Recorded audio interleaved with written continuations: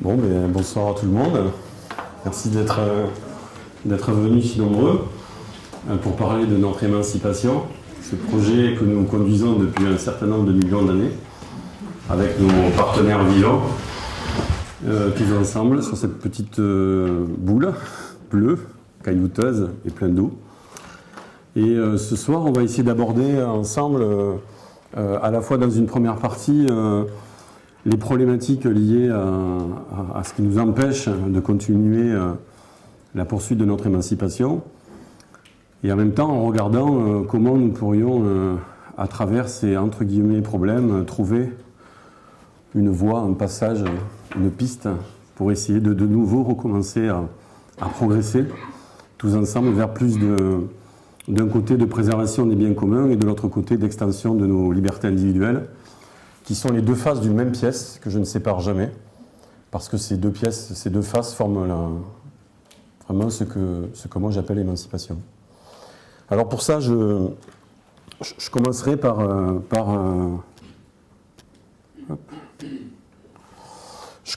cette idée que si une petite chenille faisait un trou dans un cocon et regardait la décomposition apparente de sa sœur chenille, pour elle, si elle n'avait pas la vision du papillon qu'elle va devenir, elle aurait l'impression d'une fin du monde. Et souvent, nous les volontaires, nous qui sommes engagés dans cette transition, dans cette révolution, nous avons souvent malheureusement cette vision que tout se décompose, que tout se dégrade, que beaucoup de choses nous oppressent, que beaucoup de choses sont en train de se terminer, avec un sentiment souvent d'impuissance par rapport à ces monstruosités qui apparaissent dans le soleil couchant. Et on perd souvent cette image que rien n'est en train de se détruire, mais que plutôt tout est en train de se recomposer. Et ce n'est que parce que justement on va avoir cette capacité à transformer cette vision de décomposition en vision de recomposition, que nous allons avoir cette énergie suffisante, enthousiaste et vivante de traverser ces événements et vraiment de les métamorphoser en quelque chose de positif.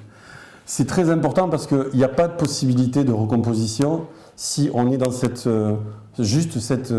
énergie de lutte, de réaction, de combat, avec cette sensation de toute puissance d'un côté et de grande faiblesse de l'autre. Donc je nous invite tous ensemble à essayer, à chaque fois que nous voyons quelque chose se décomposer, de se dire mais à quoi c'est en train de servir dans ce processus de recomposition que nous sommes en train de vivre, et de nous remettre dans ces énergies positives qui vont nous faire, entre guillemets, desserrer les fesses et avancer vers l'avenir avec un ton plus joyeux. Parce que le gros problème que nous avons, nous les volontaires, aujourd'hui, c'est que souvent on fait peur. On fait peur parce qu'on voit la chenille se décomposer, on voudrait faire prendre conscience aux autres qu'il faut changer, mais on n'a que cette vision de la chenille en décomposition et ça pose souvent des problèmes dans nos relations avec le reste des parties prenantes de la société.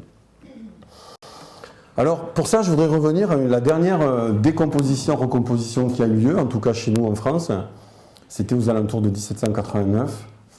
On oublie souvent que là, il y a eu aussi une décomposition-recomposition, et que ce qui est formidable à cette époque-là, ils ont un peu écrit dans le marbre de notre Constitution. Vous savez que toutes les lois françaises obéissent à la Constitution, et la Constitution obéit à tous les droits de l'homme depuis 1948 jusqu'à 1789, et en particulier au premier article des droits de l'homme de 1789 et à son préambule. Et comme on ne le lit jamais, parce que c'est de l'histoire et qu'on l'apprend souvent en classe, j'aimerais bien vous relire juste le préambule et après l'article premier pour nous resituer dans cette dernière étape dans laquelle on était il y a quelques années. Alors ça dit la chose suivante.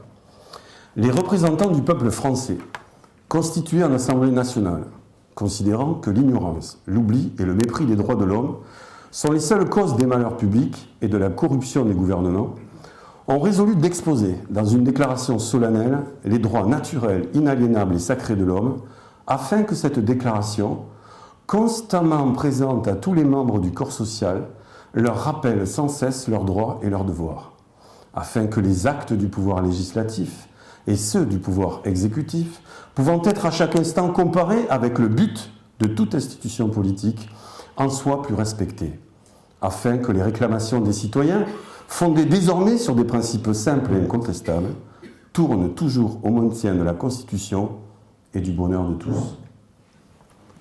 Bon. On pourrait la lire, par exemple, à chaque début de l'Assemblée nationale, par exemple.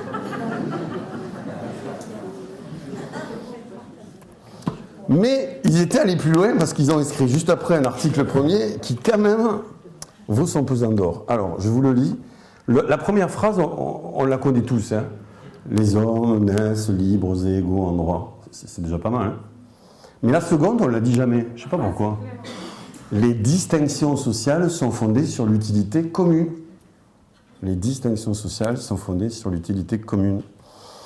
Alors, on pourrait essayer de regarder aujourd'hui, au XXIe siècle, où on en est par rapport à ce contrat social que nous avons passé ensemble il y a un certain nombre de centaines d'années. Est-ce qu'aujourd'hui, les distinctions sociales sont fondées toujours sur l'utilité commune?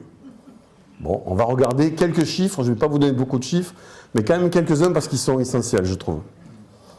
Alors, le premier, c'est le sacro-saint PIB, qui nous enrichit tous, tout ça, ben non, il est en train de nous appauvrir.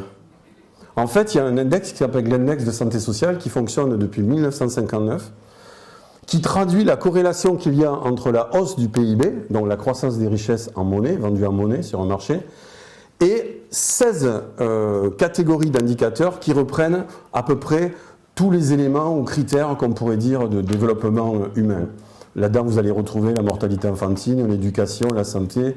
Vous allez y retrouver un certain nombre d'indicateurs qui permettent de mesurer la santé sociale. Eh bien, quand on le regarde, on voit que de 1959 jusqu'à peu près les années, fin des années 70, il y avait corrélation directe entre la croissance du PIB en monnaie et l'index de santé sociale. Et là, on ne sait pas ce qui se passe. Dans les années 80, il y a un décrochage brutal qui n'a cessé jusqu'à aujourd'hui. Et jamais, depuis 1975, nous ne sommes revenus au même niveau de santé sociale dans nos sociétés modernes. Autrement dit, plus personne ne peut nous dire qu'aujourd'hui, le PIB est facteur de développement humain. Ce n'est plus vrai. Ça l'a été, ce n'est plus vrai. Deuxième indicateur, l'indicateur d'empreinte écologique. L'indicateur d'empreinte écologique, on le connaît, mais on ne le met jamais en relation avec l'index de développement humain, qui est un autre indicateur qui nous permet de mesurer, un petit peu comme l'index de santé sociale, mais de façon beaucoup plus concise, le niveau de développement en fait, d'un peuple ou d'une nation. Mais si nous corrélons les deux, c'est-à-dire que si nous mettons dans un premier temps ici l'index de développement humain, sachant qu'à 0,8, on peut dire que la population est développée, hein, elle assure son avenir collectif. Okay. Et si on le met en relation ici avec l'empreinte écologique qu'il faut pour être développé, qu'est-ce qu'on remarque? On remarque ici que toutes les civilisations, en tout cas toutes les grandes nations, qui ont un index de développement humain supérieur à 0,8, ont tous une empreinte écologique catastrophique. Autrement dit, on a un développement humain préservé et un environnement dégradé. Gagnant-perdant. Ce n'est pas un jeu à somme nulle, ni à somme positive. Peut-être je fais juste un lien sur l'empreinte écologique pour ceux qui ne connaissent pas. En gros, l'empreinte écologique, ça permet de mesurer combien d'hectares il faudrait à une personne pour qu'on puisse produire tout ce dont elle a besoin pour vivre et qu'on puisse recycler tout ce qu'on a consommé. Voilà. Par habitant, aujourd'hui, en moyenne, on donne environ 2 hectares par habitant. Et donc ça donne une équivalence en planète. Vous comprendrez bien que comme on n'a qu'une seule planète, le nombre d'hectares qui est nécessaire à atteindre un index de développement humain de 0,8 devrait être inférieur ou égal à une planète. Alors pour vous donner un exemple, ici vous avez les États-Unis, tout en haut là, puisque j'arrive voilà, ici. Voilà, ça c'est les États-Unis. Ils sont à peu près à 6 planètes. Okay. Juste ici, nous avons l'Europe et les pays de l'OCDE. Et puis là, c'est rigolo parce que plus on décroît, en fait, vous voyez, plus on réduit l'empreinte écologique et en même temps on sacrifie le développement humain. Et ici, vous avez les pays, entre guillemets, en voie de développement. Alors, si nous voulions reprendre un développement soutenable, un développement durable, il faudrait que ces pays-là puissent faire leur croissance verticalement, et remonter ici. Et il faudrait que cela revienne dans ce petit carré vert. Or, aujourd'hui, pour l'instant, ce n'est pas le cas. Donc notre produit intérieur brut ne nous permet pas de nous développer sur le plan des richesses et de l'index de santé sociale, mais en plus, plus la croissance augmente et plus nous détruisons la biosphère dans laquelle nous vivons. Et là, je terminerai par un troisième chiffre qui est parlant, lui aussi. Donc ce chiffre provient d'un rapport de l'Assemblée nationale que vous pouvez vous procurer, donc ça a été fait par la Commission Finances, qui est le lien entre les transactions monétaires et leur destination. En gros, si vous voulez en savoir un peu plus, vous pourrez lire l'excellent bouquin de François Morin qui s'appelle « Le nouveau mur de l'argent », qui est un ancien de la Banque de France et qui est chercheur en économie à Toulouse, spécialiste des transactions financières. Il a pris les données de la Banque mondiale et il les a en fait réorganisées en fonction de leur destination. Première catégorie, il a mis toutes les transactions en monnaie, c'est-à-dire l'échange de monnaie contre quelque chose, à destination de la production de biens et de services dans l'économie réelle. Ça, c'est la première catégorie. La deuxième catégorie, il a réuni toutes les transactions financières qui servent à financer cet appareil de production. Donc, on va dire le financement direct de l'appareil de production. Puis, troisième catégorie, il a mis toute la partie spéculation sur les devises, c'est-à-dire les échanges de devises. On achète des euros contre des dollars, par exemple.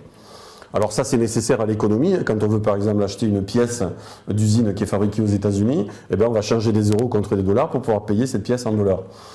Et enfin, la dernière catégorie, il a analysé toutes les transactions qui étaient destinées à une protection de risque, c'est-à-dire à l'achat d'un titre permettant de se protéger de la hausse ou de la baisse d'un prix à terme, ce qu'on appelle les dérivés ou les transactions financières vraiment pures. Et là, quel n'a pas été son étonnement, quoi qu'on le savait déjà, mais en tout cas, lui, il a vraiment formalisé, de se rendre compte que 98% des transactions en monnaie sont destinées à la spéculation financière. Soit sur les devises, soit sur les matières premières. 98%. Ça veut dire que nous tous, production et financement de l'économie réelle compris, nous nous battons avec 2% des transactions en monnaie. Imaginez un moteur qui consommerait 98% de son énergie et qui en restituerait 2 sous la forme d'une avancée de votre voiture. Conserveriez-vous cette voiture? Non. Donc c'est un vrai problème. Donc PIB qui croisse, baisse de l'index de santé sociale, destruction de l'empreinte écologique au fur et à mesure qu'on fait croître l'index de développement humain. Et enfin, 98% des transactions en monnaie sur les marchés financiers. Il est clair que nous ne sommes pas dans une logique durable. Et le dernier chiffre que je voudrais vous donner, c'est la conséquence de tout ça. Parce qu'on n'arrête pas de nous bassiner depuis des années avec cette fameuse dette, mais on ne sait pas trop comment elle est foutue, cette dette. Et finalement, qu'est-ce qu'on remarque aujourd'hui ? On remarque que tous les acteurs de l'économie s'endettent. C'est un processus qui dure depuis les années 80 et qui chaque année se renforce, jusqu'à une défaillance si nous ne trouvons pas des solutions pour justement faire en sorte que les acteurs ne s'endettent plus. Alors on nous dit, oui, l'État, parce que l'État est responsable de tout, surtout quand ça ne marche pas. On nous dit oui, mais l'État a augmenté ses dépenses sur les dernières années. C'est ça qui finalement a creusé son déficit et donc déclenché la dette. Ce n'est pas vrai. Si vous regardez les dépenses de l'État de 1976 jusqu'à nos jours en euros constants, vous remarquerez que les dépenses de l'État rapportées au PIB, parce qu'il faut bien sûr les rapporter au PIB, sinon c'est un gros mensonge, puisque si vous avez plus, vous pouvez dépenser plus. Ça me paraît assez évident. Si vous rapportez les dépenses de l'État depuis 1976 jusqu'à nos jours par rapport au PIB, vous verrez qu'elles ont légèrement décru de 2%. Par contre, ce qui est intéressant, c'est que si vous regardez ces recettes maintenant, les recettes de l'État sur la même période, elles ont baissé environ de 20%. Et le deuxième graphique à côté, qui est intéressant parce qu'il nous montre un deuxième élément comparateur, vous regardez l'état de la dette en France ici, En 1980, le service de la dette, il était environ de 200 milliards. La courbe rouge, c'est l'accroissement du service de la dette dans les dernières années jusqu'à aujourd'hui. 1000 milliards. 1000 milliards, je ne sais pas si vous voyez ce que ça représente. Pour vous donner un petit chiffre, les problématiques de nos retraites, c'était 56 milliards. Vous voyez ? Donc, il y a 1000 milliards qui sont passés entre 1980 et 2000 de la poche de l'État vers les institutions financières. Et je ne parle que de l'État. Je ne parle pas des entreprises dont c'est la même problématique, ni des ménages dont c'est aussi la même problématique. Et la petite courbe bleue, juste en dessous, parce que ça vient clôturer un petit peu le portrait, c'est ce que nous aurait coûté cette dette si nous avions continué à nous faire financer par notre Banque de France. Parce que depuis les années 80, exactement les années 70, on a empêché nos États à emprunter auprès de leur banque centrale. Ils sont obligés aujourd'hui d'emprunter sur les marchés financiers à des taux de plus en plus, bien sûr, importants. Eh bien, si nous avions continué dans cette même logique d'emprunter à notre banque centrale, eh bien, aujourd'hui, nous ne serions plus endettés.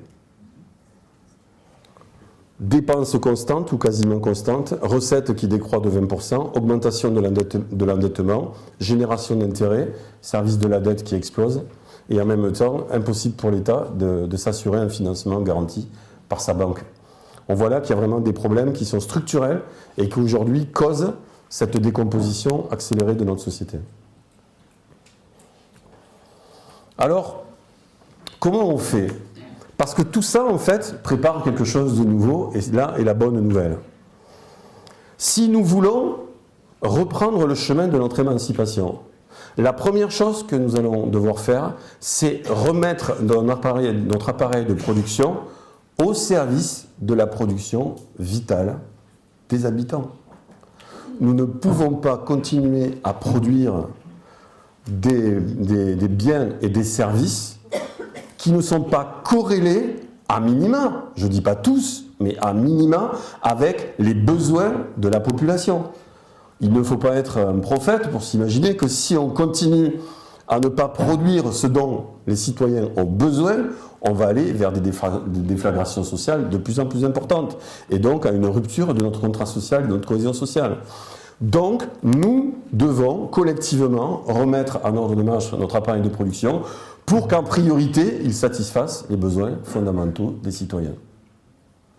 Deuxième point, nous devons faire en sorte que cette production puisse se faire dans le respect des humains et de la nature. Parce que même si nous remettons cette production au service des besoins fondamentaux de nos citoyens, si nous le faisons dans des conditions qui dégradent les conditions sociales de la population et qui dégradent la biosphère dans laquelle nous vivons, il va s'écouler un certain temps où nous ne serons même plus capables de produire ce dont nous avons besoin.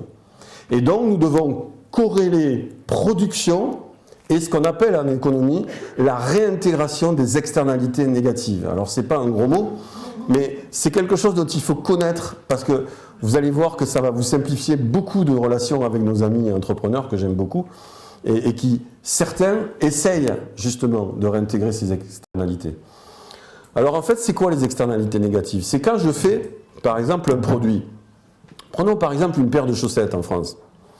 Cette paire de chaussettes, je vais la faire en France, dans des conditions sociales acceptables, en payant correctement mes salariés, en investissant dans la formation professionnelle, en ayant des machines qui fonctionnent avec des principes de développement soutenable et durable, entièrement recyclés, avec de l'énergie qui est renouvelable, fabriquée par des panneaux solaires, ou de la méthanisation produite par mes propres déchets. Vous voyez, toute cette mécanique qui fait que quand j'achète une paire de chaussettes, ben cette paire de chaussettes, non seulement elle va me fournir un service de ne pas avoir froid aux pieds, mais elle va à côté me fournir plein de services positifs. Et donc forcément, je vais acheter cette paire de chaussettes un petit peu plus chère. Mais c'est important de l'acheter un peu plus cher parce que grâce à ce petit peu d'argent supplémentaire, eh bien, on va pouvoir produire une paire de chaussettes durable. Ça, c'est ce qu'on appelle des externalités positives. Imaginons maintenant la même paire de chaussettes fabriquée quelque part, je ne citerai pas où, quelque part. Mais cette paire de chaussettes, elle est fabriquée par des gens qui gagnent $30 par mois, qui travaillent à partir de l'âge de 6 ou 7 ans, okay, sans aucune protection, sans jour de congé, 365 jours par an, du moment où il y a de la lumière dans l'atelier jusqu'au soir où il n'y a plus de lumière, avec des tissus et des fils qui sont fabriqués par d'autres dans des conditions absolument détestables.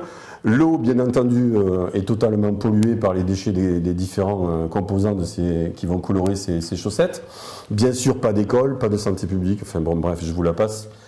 Évidemment, ces externalités négatives que ne supporte pas le coût de la chaussette vont faire que ces chaussettes vont arriver à un prix défiant toute concurrence sur les rayons de nos magasins. D'un côté, vous avez les mêmes paires de chaussettes, l'une avec des externalités positives que vous achetez, vous trouvez ça cher, et de l'autre côté, avec des externalités négatives qui ne sont pas dans le prix de la chaussette, parce que qui va payer la restauration de l'eau, qui va payer la santé de ses enfants ou de ses travailleurs? Personne.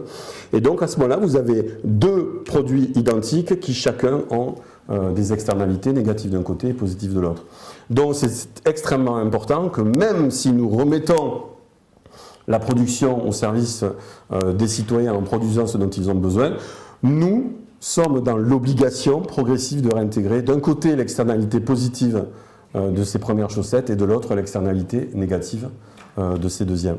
Et sans cette réunion entre production soutenable et comptabilité de ces externalités positives et négatives, nous ne pourrons jamais remettre notre appareil de production durablement au service de nos besoins.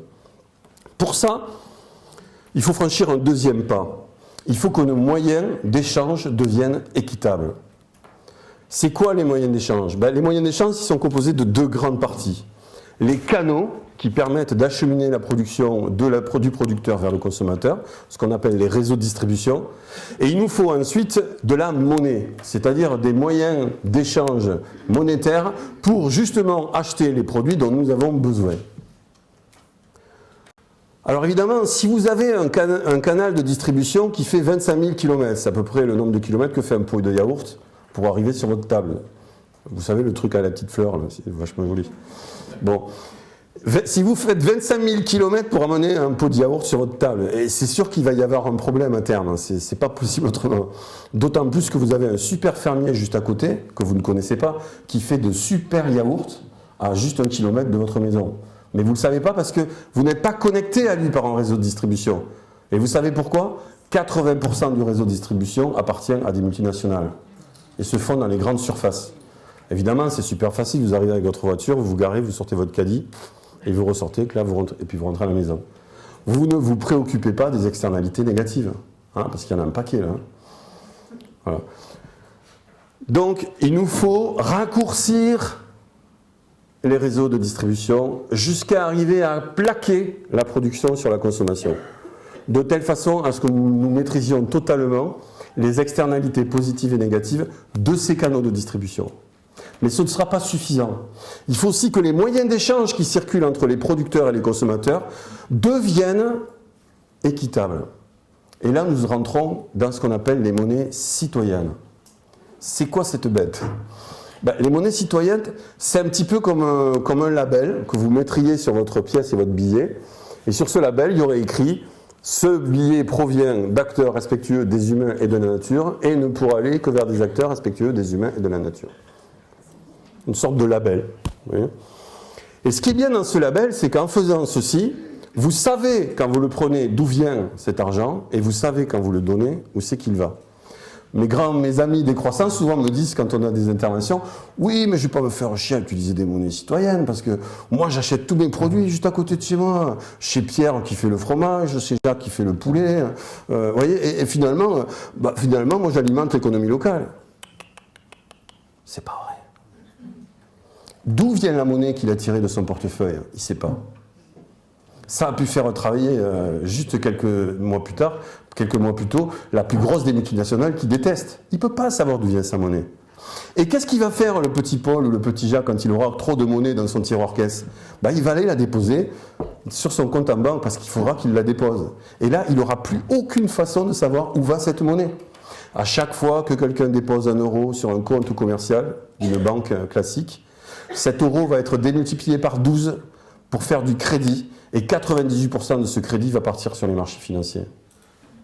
Alors moi, décroissant qui paye directement le petit Jacques, je concours à générer du crédit pour ces marchés financiers que de notre part je combats.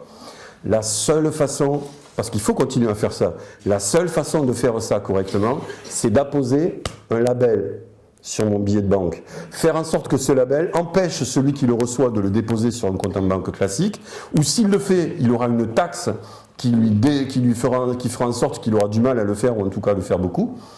Et de l'autre côté, quand je recevrai moi-même un coupon billet, je dirai « Oh, celui-là, je ne le veux pas parce qu'en fait, il ne vient pas d'une entreprise respectueuse des humains et de la nature. » C'est ce que permettent les monnaies citoyennes locales, mais pas que. En fait, ce qu'il faut retenir, c'est 5 points fondamentaux.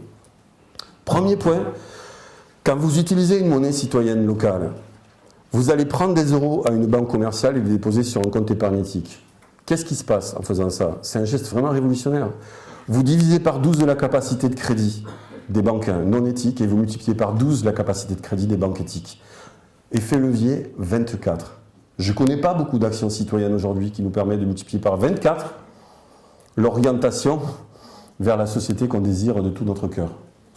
Deuxième point, vous reprenez l'épargne, cette épargne nécessaire à l'investissement et au développement des entreprises respectueuses des humains et de la nature. Et cette épargne, vous la relocalisez dans une banque éthique qui va pouvoir la prêter à des acteurs locaux et éthiques. Donc 2 effets déjà. Troisième effet, vous allez accroître la circulation de la monnaie à l'intérieur de votre réseau. Accroître la circulation de la monnaie, ça paraît comme ça tout bête. Mais en fait, si vous avez peu de monnaie, mais qu'elle circule plus vite, qu'est-ce qui se passe? Eh bien, en fait, vous substituez la vitesse de rotation de la monnaie, vous substituez la rareté par la vitesse de rotation. C'est-à-dire que plus la monnaie va tourner vite dans votre réseau, et plus elle va créer de la richesse, et moins vous aurez besoin de monnaie pour la faire tourner. Et donc ça c'est important parce qu'aujourd'hui on a très peu de monnaie dans l'économie réelle.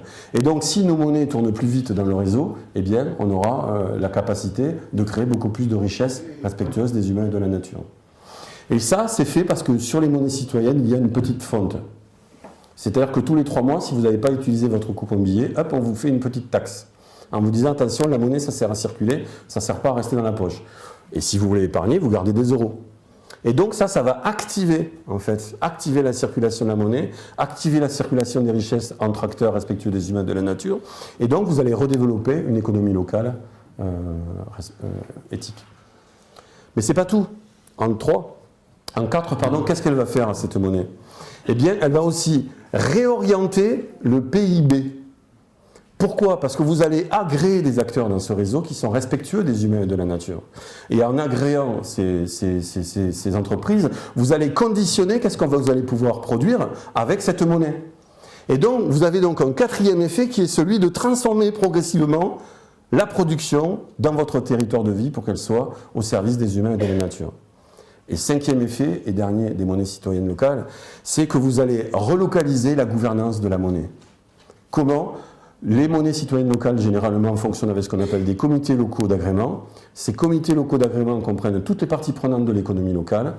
Et avec cette monnaie, on va faire travailler ensemble des partenaires financiers, des élus, des entreprises, des citoyens, et tous ensemble vont réapprendre à émettre la monnaie, la faire circuler et la détruire quand on n'en a plus besoin. En fait, c'est comme si vous décentralisiez les pouvoirs de la banque centrale à votre territoire et que vous rapprochiez les circuits, en fait, de création monétaire des circuits de production et de consommation des biens éthiques. Mais même si nous remettons l'appareil de production au service de nos biens communs, s'il est respectueux des humains et de la nature, si nous raccourcissons les canaux et si nous avons des moyens d'échange éthiques, ce ne sera pas suffisant.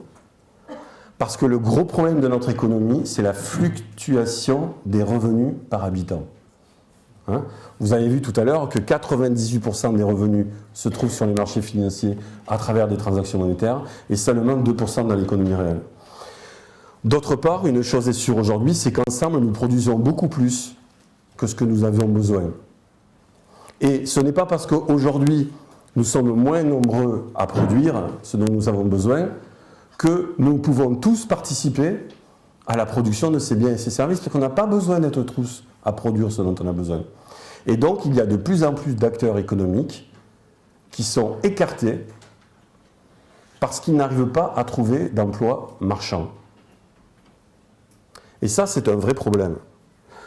Pour quelles raisons, alors que nous sommes capables de loger, de nourrir, de vêtir, d'informer, de maintenir en santé et de déplacer de façon douce les populations, nous n'avons pas assez pour acheter ces services que les entreprises pourraient nous produire?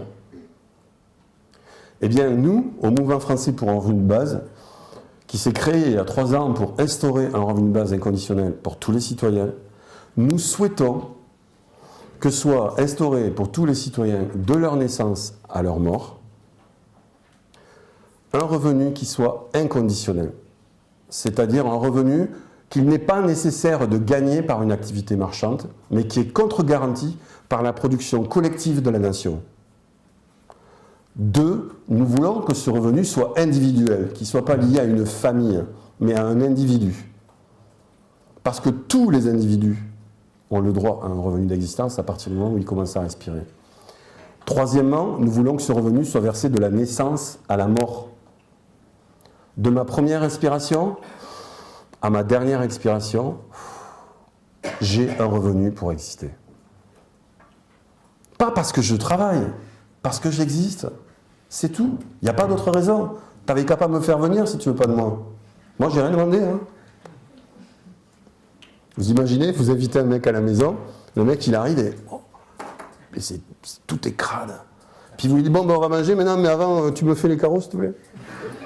Et puis quand tu auras fini, tu vis dehors les poubelles. Ah, puis t'as un peu de sous là, parce que pour le repas, j'ai fait les courses.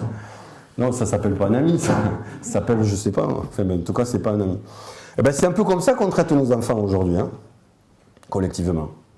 Donc, inconditionnel, individuel, de la naissance à la mort, inaliénable. Personne ne doit pouvoir vous prendre ce revenu.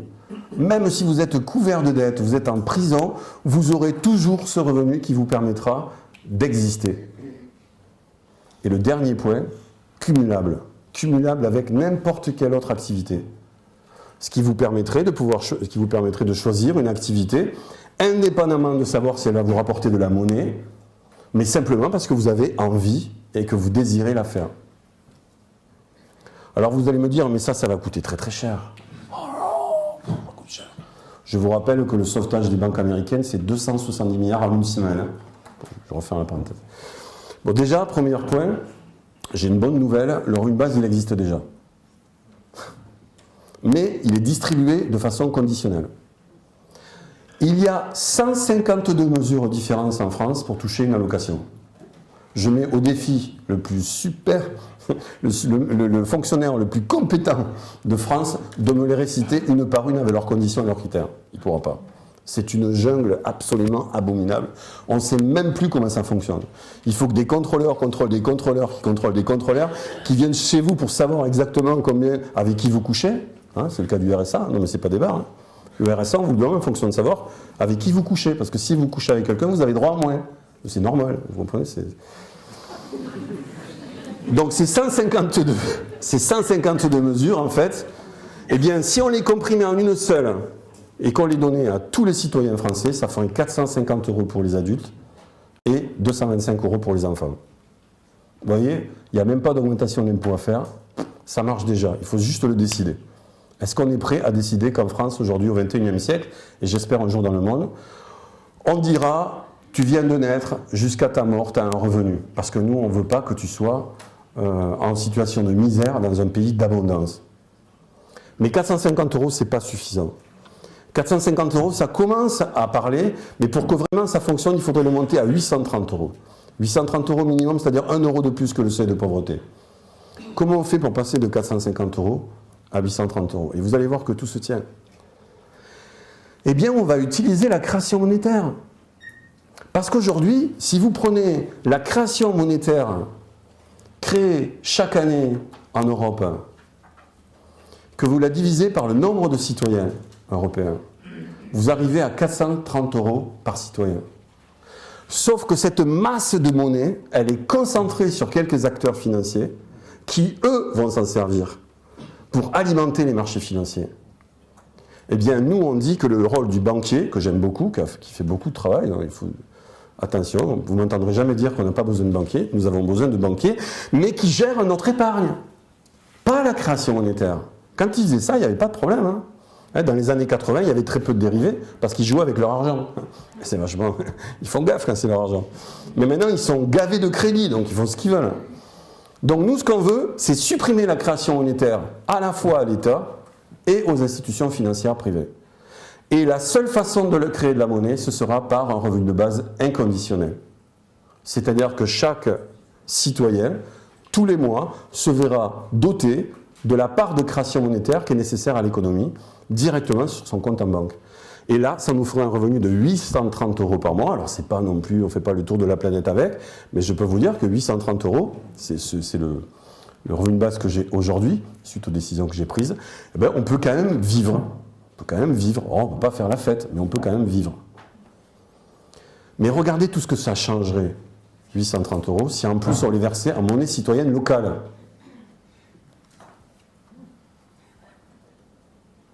Si tous les mois les citoyens recevaient en monnaie citoyenne locale un revenu de base inconditionnel, qu'est-ce que ça ferait? Ben, ça réinjecterait, en fait, ça irriguerait les territoires de vie. Et en plus, dans ces territoires de vie, ça sélectionnerait les acteurs économiques, financiers, les partenaires qui produiraient des biens et des services respectueux des humains et de la nature. Si on donnait la moitié d'un revenu de base inconditionnel en monnaie citoyenne à un enfant et que l'autre moitié, on la conservait jusqu'à majorité, la première partie étant donnée en gestion à ses parents, on pourrait mettre cet argent dans un fonds d'investissement pour la transition. Et avec ce fonds d'investissement sur la transition, on pourrait développer, investir dans de l'appareil de production local pour le mettre aux normes de développement durable. On pourrait se dire, ben tiens, dans tel département, dans telle ville, dans tel quartier, on a besoin de boulangers, on a besoin de fabriquer du pain, on a besoin de créer des activités d'agriculteurs. Et donc ça permettrait de relancer l'économie locale, mais pas que. Les fonds d'investissement pour la transition pourraient aussi investir dans la mise en autonomie de la population. La mise en autonomie, c'est autre chose encore. Par exemple, moi, avec ma femme et mes 2 enfants, c'est pas le cas, mais disons que c'est le cas, je pourrais tout à fait décider d'investir dans l'achat d'une petite parcelle de terre, mettre ma petite ferme, produire les biens dont j'ai besoin, avoir mon énergie qui est liée à des panneaux solaires, à de l'éolien, à du gaz méthanisé, finalement avoir quasi besoin de rien. Et pourquoi aujourd'hui ça, on ne le finance pas? Parce que ça ne crée pas d'emploi. Ça satisfait des besoins, mais ça ne crée pas d'emploi. Et ça ne crée pas non plus de monnaie, c'est pas rentable. Mais d'un point de vue de la République, on n'a jamais dit qu'il fallait uniquement créer des emplois et des activités rentables. On a dit qu'on voulait émanciper les citoyens. Vous ne croyez pas que des citoyens qui créent une ferme, qui sont autonomes et qui n'emmerdent personne ne sont pas émancipés, ceux-là? Mais qui est émancipé si ceux-là ne le sont pas? Donc il faudrait un fonds d'investissement pour la transition qui nous permettrait aussi d'investir dans l'émancipation des citoyens. Et ça, c'est ce que permettrait un revenu de base inconditionnel versé en monnaie citoyenne, dont la moitié, pendant 20 ans, servirait à ce fonds d'investissement pour la transition. Et quand le citoyen serait majeur, il retrouverait son revenu de base inconditionnel à 100%, plus un petit capital qui aurait travaillé pendant 20 ans dans l'économie locale à améliorer la performance des entreprises dans son territoire, et il aurait effectivement cette possibilité de commencer sa vie. Et le dernier point, je me dépêche, et le dernier point, très important, c'est la gouvernance. Parce que on pourra mettre la production au service du bien commun, on pourra faire en sorte que cette production soit durable, on pourra raccourcir les canaux, mettre en place des moyens d'échange équitables, on pourra mettre un revenu qui satisfait les besoins fondamentaux de tous les citoyens, leur permettant de choisir leurs activités. Si nous ne nous attaquons pas à la gouvernance et si nous ne la partageons pas entre tous, alors nous allons à les murs. C'est le problème que nous avons aujourd'hui. Le problème que nous avons aujourd'hui, c'est que le bien commun depuis 300 ans a changé. Il faut que nous le redéfinissions, ce bien commun entre nous. Il intègre aujourd'hui les externalités positives et négatives dont on a parlé. Mais pour redéfinir ce bien commun, il faut recréer la volonté générale. Parce que qui dit bien commun, dit forcément volonté générale. Ce n'est pas à 25% de la population dans une Assemblée nationale qu'on décide de ce qu'est le bien commun. On le décide à tous ou à personne. On ne peut pas dire que c'est commun entre nous, et puis dire non, elle ne vote pas, là. Elle ne peut pas voter, elle. Elle n'est pas représentante. Vous comprenez?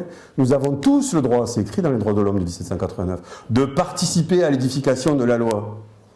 Et donc, nous devons demander aujourd'hui de participer à l'édification de la loi pour redéfinir ce qui est le bien commun au XXIe siècle. Et à partir du moment où nous aurons le bien commun défini, nous pourrons dire quelle est l'utilité commune, puisque ce seront les activités au service de ce bien commun. Et à partir du moment où nous aurons retrouvé ce qu'est l'utilité commune à ce bien commun, nous pourrons redéployer les distinctions sociales en disant « ça, c'est mieux que ça ». Et donc, on pourra de nouveau faire des priorités. Et à partir de ce moment-là, oui, nous serons capables de reprendre notre vie en main. Voilà.